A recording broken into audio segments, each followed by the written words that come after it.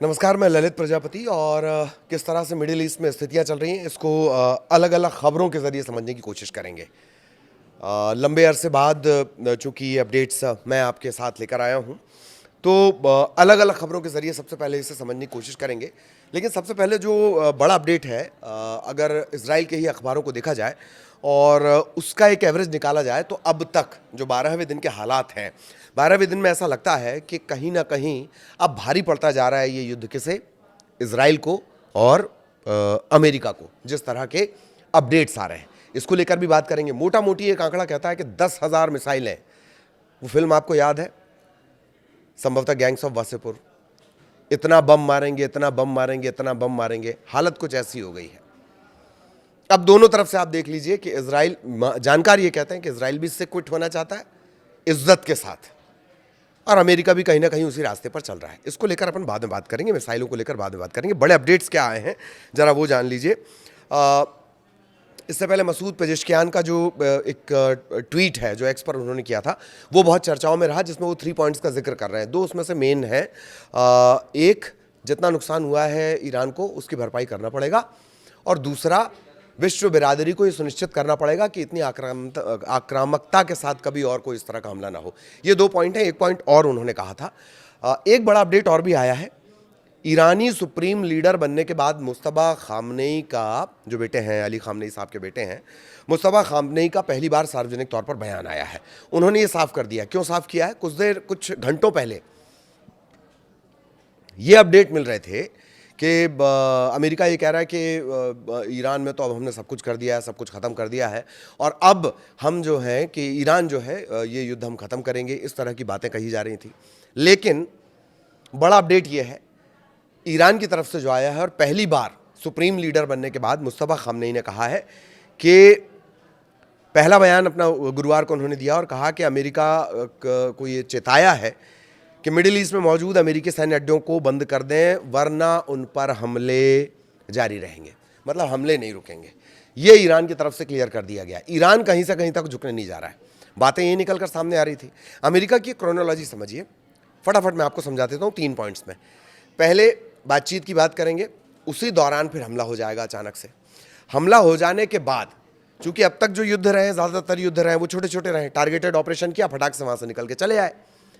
Iran ने पहले ही चेताया था कि हमला एक भी होगा तो फिर ये लंबा चलेगा मामला, और अब ये मामला लंबा चल गया, 12 दिन खिंच गया, 12वां दिन है आज। तो अमेरिका का पहला बयान। दूसरा बयान आएगा कि हमने सारी चीज़ों को ख़त्म कर दिया है, पर्याप्त सबक सिखा दिया है, पूरी तरह से नष्ट कर दिया है। और तीसरा और चौथा बयान इस तरह का आएगा कि अब तो जो सामने वाला देश है वो कॉम्प्रोमाइज़ करने के लिए तैयार है, वो अपने सारी शर्तें मानने के लिए तैयार है। इस तरह की बातें आएंगी। ये अभी तीसरे फेज़ में अमेरिका चल रहा है। इस तरह की बातें कही गई, और तत्काल बाद मुस्तफा खामनेई का बयान आया कि ये हमले लगातार जारी रहेंगे।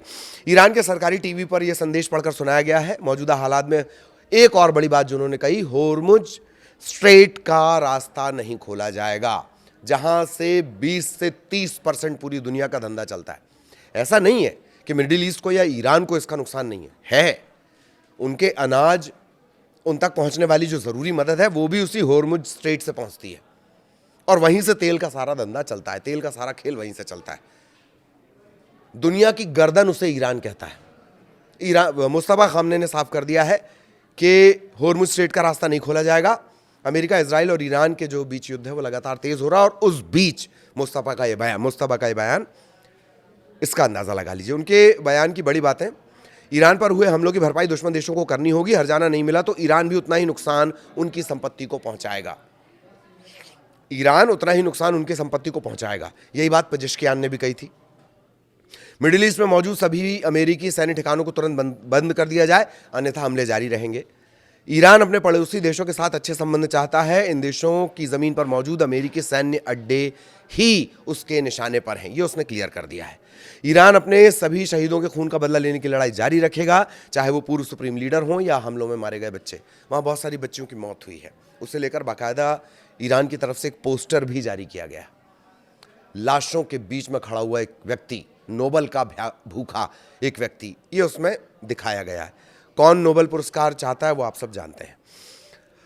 ईरानी सेना को उन्होंने धन्यवाद दिया मुस्तफा ने। युद्ध में प्रभावित लोगों की आर्थिक और अन्य तरह की मदद देने की योजनाएं बनाई जा रही हैं। देश एकजुट है।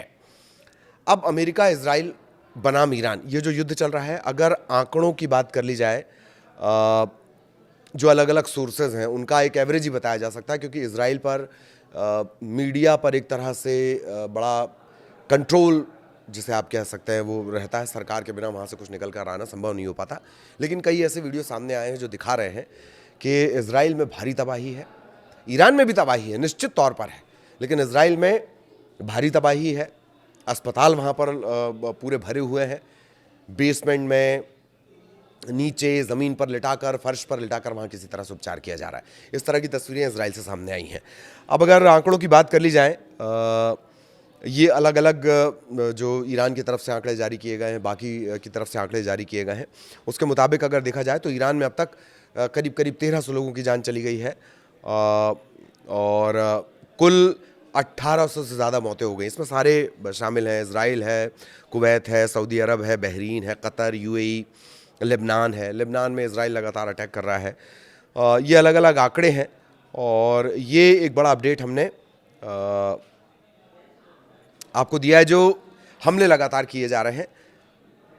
ठीक, ये एक एंगल हो गया कि ये हमले लगातार जारी हैं। अब इजराइल के नुकसान की बात कर ली जाए, जेरूशलम पोस्ट हो गया या जो इजराइल के अखबार हैं, लीडिंग अखबार हैं, उनके आंकड़ों के मुताबिक देखा जाए और बाकी जो अदर सोर्सेज के हिसाब से आंकड़े निकल कर सामने आ रहे हैं, ड्रोन और मिसाइलों के हमले में अगर सिर्फ इजराइल के एंगल से समझा जाए तो अब तक 10,000 ड्रोन और मिसाइल हमले ईरान की तरफ से किए गए हैं। और अब लेबनान की तरफ से जो हिजबुल्लाह है, मैं बार बार लेबनान बोल रहा हूँ, आप उसे हिजबुल्लाह समझिए, तो जो हिजबुल्लाह है और ईरान है, ये मिलकर एक तरह से हमला कर रहे हैं। एक रिदमिक ये हमला है, मतलब एक साथ एक लय में ये हमला किया जा रहा है ताकि इजराइल के डिफेंस सिस्टम को मात दी जा सके और वहां पर नुकसान किया जा सके, इंफ्रास्ट्रक्चर को निशाना बनाया जा सके। इस तरह के हमले किए जा रहे हैं। तो ये जो अखबारों का अनुमान मैं आपको बता रहा था, 12वें दिन आते आते ही नजर आ रहा है कि भारी पड़ गया है इजराइल और अमेरिका पर ये युद्ध। अब तक 10,000 से ज्यादा मिसाइल और ड्रोन हमले ईरान की तरफ से इजराइल पर किए गए। ये सिर्फ ड्रोन हमलों की हम बात कर रहे हैं। टारगेटेड हमले हैं सभी और हर किसी को ट्रैप करने की बातें जरूर कही जा रही हैं। इन्हें इंटरसेप्ट, माफ कीजिएगा, ट्रैप शब्द गलत है, इंटरसेप्ट करने की बातें जरूर की जा रही हैं। वो अब तक कामयाब होता कहीं नजर नहीं आ रहा है। अब बाकी के अगर बात कर ली जाए तो कई ऐसे देश हैं जिन्होंने अपनी एडवाइजरी जारी की है। इराक से एक अपडेट बड़ा मिल रहा है। Iraq shut down oil port operations after deadly attacks on 2 foreign oil tankers at Bahrain. Bahrain पे हमले के बाद इराक ने पूरी तरह से जो ऑपरेशन है अपने ऑयल से जुड़े हुए पोर्ट ऑपरेशन वो बंद कर दिए हैं। Bahrain, Kuwait, UAE, Saudi Arabia, यहाँ पर जिस तरह के हमले हुए हैं उसके बाद इराक ने फैसला किया है। मतलब ईरान को हल्के में कोई नहीं लेना चाह रहा और कोई ले भी नहीं पा रहा है, वरना ये ऑपरेशंस इस तरह से बंद नहीं करने पड़ते। तो 10,000 से ज़्यादा मिसाइल और ड्रोन के हमले अब तक इजराइल पर हो चुके हैं। इसी से आप अंदाज़ा लगा लीजिए। दोनों कोशिश कर रहे हैं अलग अलग बयानों के जरिए। इजराइल चाहता है, जानकारों का ही कहना है, इजराइल चाहता है कि एक इज्जतदार तरीके से वो इस युद्ध से क्विट कर जाए। ईरान ने पहले ही कहा था कि एक मारोगे तो हम तो बम कर देंगे, और दरअसल ईरान वही कर रहा है। अमेरिका अब ये इस तरह की बातें करने लगा है कि हमने ईरान में सब कुछ नष्ट कर दिया है, हमारे सारे टारगेट, हमारा सारा ऑपरेशन अब पूरा हो चुका है। लेकिन ईरान इतनी आसानी से इसे नहीं छोड़ेगा। अमेरिका ने जैसे ही ये बात कही, जो सबसे बड़ा अपडेट हमने आपको बताया, मुस्तफा खामनेई वो पहली बार सुप्रीम लीडर बनने के बाद गुरुवार को वो सामने आए हैं। उनका बयान बाकायदा सरकारी जो टीवी है वो उस पर चला है। जो पेजेश्कियान है, मसूद पेजेश्कियान है जो राष्ट्रपति हैं, उन्होंने भी 3 पॉइंट एजेंडा क्लियर कर दिया। जो नुकसान आपने किया वो आपको भरपाई करनी पड़ेगी। आपने जितना नुकसान किया उतना हम करेंगे और इतनी आक्रामकता बर्दाश्त नहीं होगी। विश्व बिरादरी इसकी गारंटी दे, जो इंटरनेशनल संस्थाएं हैं वो इस बात की गारंटी दें। क्या कुछ अपडेट आगे होगा वो भी हम आप तक पहुंचाएंगे। नमस्कार।